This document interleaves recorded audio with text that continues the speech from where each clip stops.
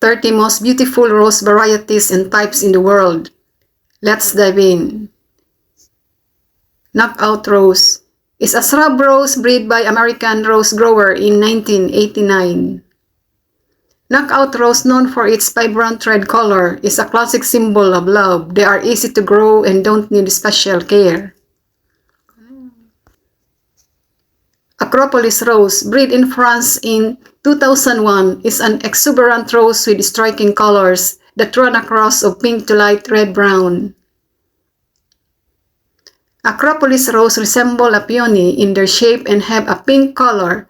Their highlight lies in the fact that the color of the petals changes depending on the age, weather, and growing condition. Healthcliffe Rose features large, fully double flowers of deep rosette shape. Healthcliffe Rose has an unusual perfume that combines a tea rose scent with the old rose fragrance. Tea rose, also called hybrid tea rose, are a kind of rose that are said to smell like a black tea. Tea roses are known for their high, centered, pointed buds that open slowly, carried singly or with several side buds.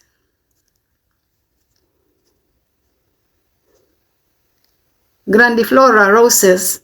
As a result of a cross between floribunda roses and hybrid tea rose, grandifloras are tall growing roses often reaching 5 feet or more.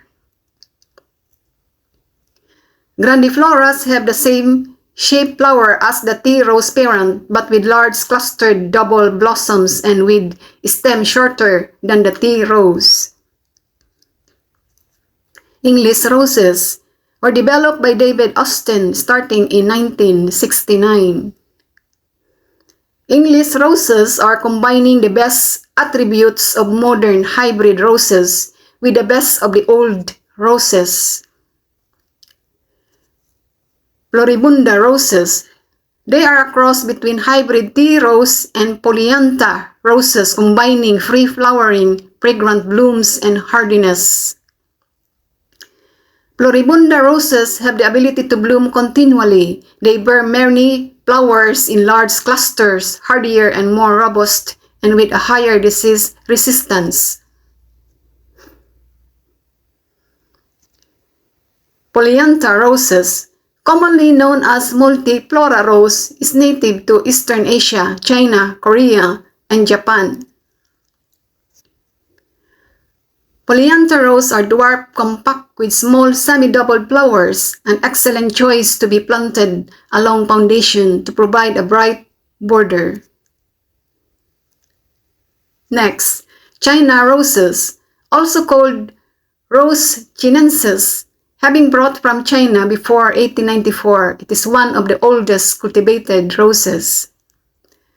China roses are important to the environment with their floral scent. Is one way they lure insects to pollinate. Cultivated varieties have orange, red, white, and yellow flowers. Ballerina rose, introduced in 1937, is small pink single blooms with white eye borne in huge clusters. Ballerina is very healthy and disease resistant, and it will make splendid heads. Ballerina was awarded in 1993 the Royal Horticultural Society Award of Garden Merit. Champlain rose features clusters of beautiful double red flowers all season long, lightly scented with yellow eye.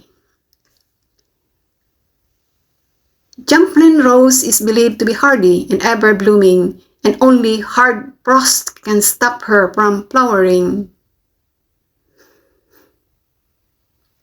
Centifolia roses, also known as cabbage roses because of the compaction of their petals. Centifolia roses literally means 100 petals. Gallica roses are probably the oldest of all garden roses grown by the Greeks and Romans. Gallica rose, European rose, or Rosa gallica, compact, usually red, pink flowers that yield an oil used for perfumery.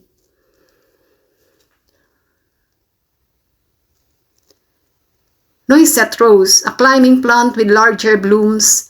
They were crossbreed with tea roses to create tea noisettes. Noisettes tend to nod from the stem due to the weight of the bloom. They are climbing roses that blooms in a light pink and fades to white in strongly scented shrub rose.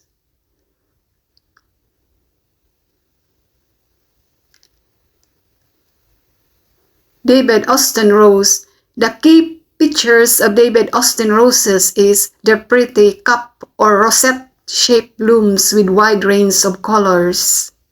Beautiful. Austin was already fascinated with roses when he was a teenager. His hobby becomes his life soon after. In 1961, he released his first rose. He released over 200 new roses. Mr. Lincoln rose. The hybrid tea rose Mr. Lincoln was named in honor of Abraham Lincoln breed in the United States in 1964.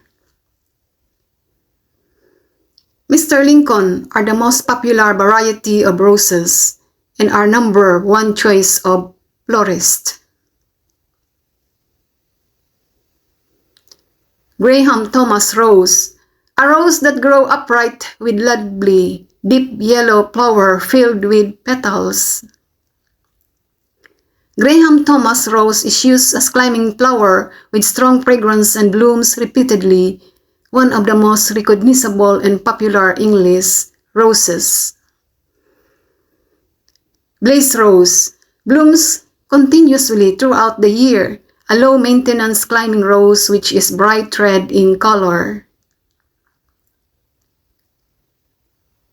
The bloom blaze roses are semi-double and has a mild scent, and the entire shrub look like a blaze. Thornless rose are the result of a natural genetic mutation. Some thornless roses are blue magenta rose, goldfinch rose, hippolyte rose, ladybug's rose, and others. Miniature roses have smaller flowers than standard rose and that they have been selectively bred to stay small in size. Miniature roses are just the small versions of the large varieties we love. They possess all the beauty of full-size roses in a small pot. Shrub roses. Most shrub roses result from crossing old rose types with modern roses. They are said to be one of the easiest types of roses to grow. Shrub roses are a large group of roses, have thornier stems, often scented and larger than modern bush roses, suitable for making excellent specimen plants. Absolutely fabulous rose.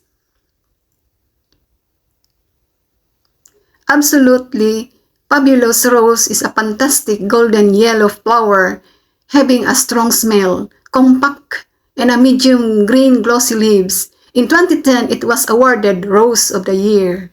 Just imagine that. All my loving rose. This lovely rose was created in England. Its large, deep pink bloom per stem provides you a perfect flower for a bouquet with mild spicy scent. Until the petals drop, the color will stay true.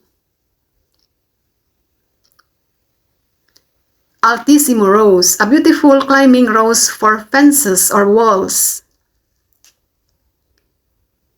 Altissimo rose has a red bloom and dark green leaves and a steep stems capable of branching readily and large open flowers which display yellow stamens that attract bees.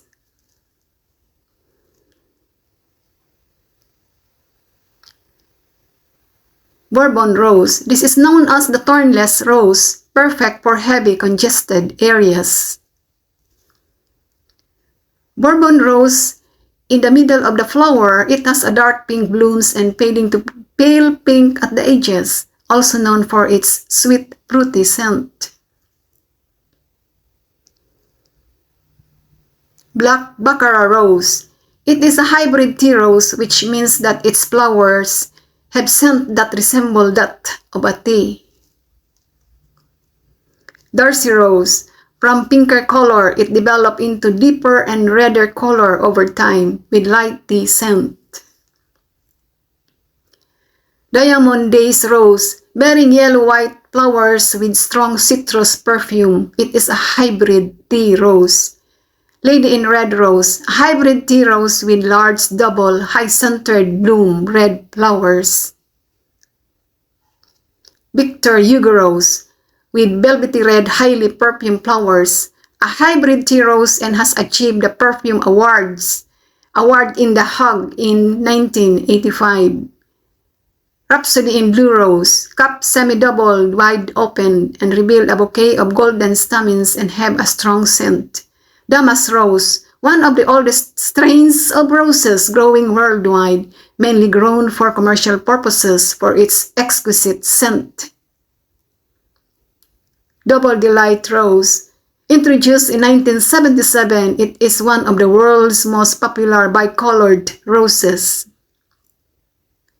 Juliet rose. Juliet rose is probably the most popular English rose and is considered to be the most expensive rose ever. Landscape roses are heavily blooming shrubs that will grow virtually unattended. That's all. Thanks for watching.